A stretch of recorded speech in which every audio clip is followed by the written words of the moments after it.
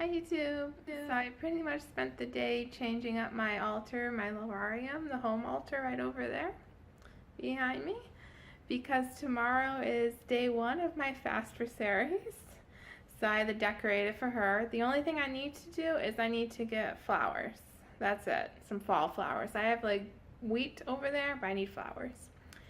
But yes, I'm excited. Tomorrow's day 1 out of 9 for my fast for Ceres. And I do it for 9 days because, I don't know, I like torturing myself. I don't know. But I'm going to be fasting and I'm actually excited. So I wanted to explain about what I'm doing and why I'm fasting. But before I get into that, if anyone would like me during these 9-10 days to perform like a private prayer or make a request to Ceres or Tellus, please feel free to reach out to me and I will do that, and I'll keep it completely private in her honor.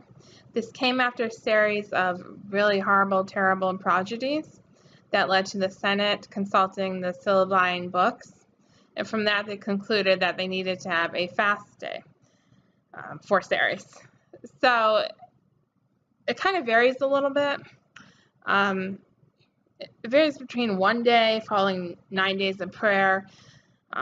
I'm choosing 9 days of fasting because, yeah, this is the 4th year I will be doing this, so this is the way I choose to, I don't want to say celebrate, because for me it's not like a happy festival. It's supposed to be kind of sad. It's the harvest is ending. Proserpina is back in the underworld. That was a later addition to it. But it started in 191. The Senate consulted the books, and they decided that a fast for Ceres will take place every 5 years. And later on, that changed to every year. And again, it could vary: 1 day of fasting and 9 days of prayers. Or I've seen it somewhere where it was 9 days of fasting, or 9 days followed by 1 day of supplication. There are, I guess, a couple of variations of it. I've seen different things, but it seems to be like at least 1 day of fasting and 9 days of praying. And I'm choosing to do 9 days of fasting and praying because the plebeian class of Romans were upset at the introduction of the new cult, the foreign cult of Magna Mater, sorry. The foreign cult of Magna Mater. So the Romans introduced this new goddess, and during that same year, they had a great crop yield. And Ceres is supposed to be the goddess of agriculture. Ceres is also the goddess of the plebs.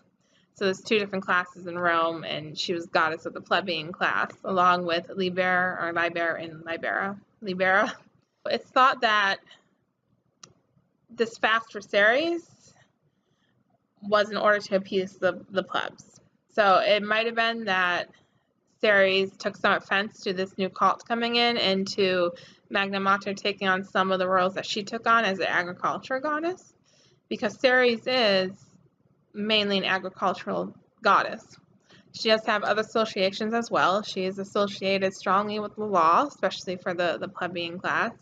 She's associated with weddings and also with the underworld, and of course fertility, both of the land and of humans. So regardless of the reason, a fast was started in her name, in her honor. So over time, Ceres became associated with Demeter, and through that she took on some of Demeter's imagery and mythology as well. There's a Greek festival, I can't remember how to pronounce the name of it, but there's a Greek festival that also happens in October dedicated to Demeter, and especially the myth of Persephone leaving Demeter, being kidnapped by Hades and taken to the underworld.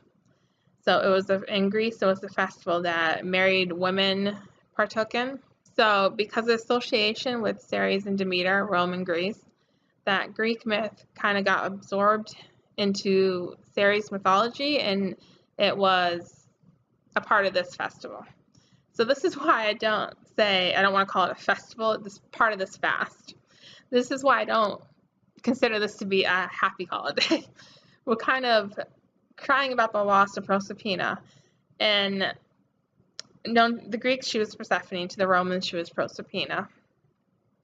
And she got conflicted with Libera later on, although they're kind of not the same, but for this holiday they will be. We'll use their names interchangeably. Because despite being associated with Demeter, Ceres is distinctly Roman in a lot of ways. So it's not fair to say she's the Roman Demeter. With like Persephone and Pluto, you can say, yeah, with Procina and Pluto, you can say, yeah, that's Persephone and Hades. But with Ceres, you can't say that. So for me, when I use the name Proserpina in this fast, when I do my rituals and I honor and I talk about Ceres, I'm referring more to the symbolism that's within that mythology. It's the symbolism of the harvest ending. So Proserpina is the maiden of spring. She's new life, she's young, she's energetic and beautiful and fresh flower, all that. So Proserpina is this young spring girl, and that represents the blooming and the renewal of, growth, of the harvest growing, the crops growing, all of that. And her being kidnapped is in part symbolism of the harvest season ending.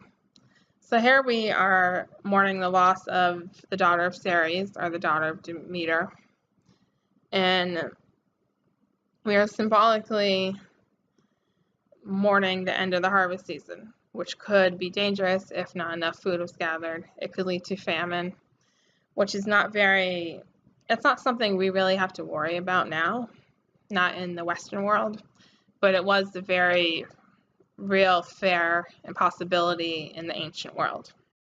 So I use these 9 days of fasting as a way to remember that we are blessed to have Ceres' gifts. Her gifts are the crops that she makes grow, the wheat, the fruit, the vegetables, all that. We are blessed to have that, because without that, we would starve and die. And the fasting kind of reflects that, because the fasting is like a controlled period where you're not eating, so you feel hungry. Even if you know later you will eat, you still feel that kind of hunger, because we're used to eating like 3 meals a day. Breakfast, lunch, dinner, maybe some light snacks in between. But by fasting, you deny yourself that. You deny yourself the gifts of Ceres, and you feel hungry. It's a reminder of how without Ceres' blessings, without her gifts, we would starve. And we need to remind ourselves that we can't just take the food we have for granted. Nowadays, we go to the grocery store. We can go there at 1 in the morning. There are 24/7 grocery stores around. We can go at 1 in the morning and go get some bread and milk. People in ancient Rome could not do that. So really, it's a reminder to be grateful of what we have, to be grateful of the gifts that Ceres has given us. That's my main focus for this fasting. I just choose to do it 9 days because that's how I've been doing it for these past 3 years now.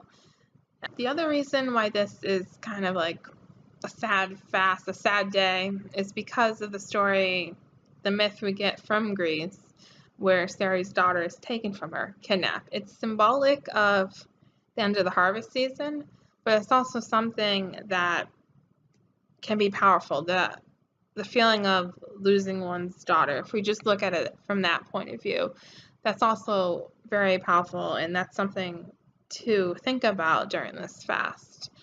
How does Ceres feel when her only daughter got taken away from her? She felt like she would never see her daughter again. Jupiter, or Zeus, if you go by the Greek myth, did not do anything to go get her daughter back for her. So that's another thing to keep in mind during this fast. It's a way to get out this mourning and this sadness. It's a constructive way to get it all out and to feel that. And then I guess you were supposed to let it go and then go back to being a good Roman in society. But another thing to mention is that October 4th, so tomorrow, is the fast day. But then the 5th is the day to honor the dead, because it was a time when the cover of the Mundus, I'm not sure how to pronounce that, was lifted, which meant people gave offerings to the underworld deities, and it also meant that spirits could freely walk around. So it's kind of like a thin veil kind of day. So for that day, this is another reason why I continue the fast for 9 days. I want to honor the underworld deities and the dead, the deceased as well. So that happens on the 5th. The 13th will be my last fast day, and then the 14th will be a day of supplication. I think that's the right word, where petitions and requests are made to Ceres or Tellus or Proserpina or an underworld deity to ask for certain requests or certain blessings.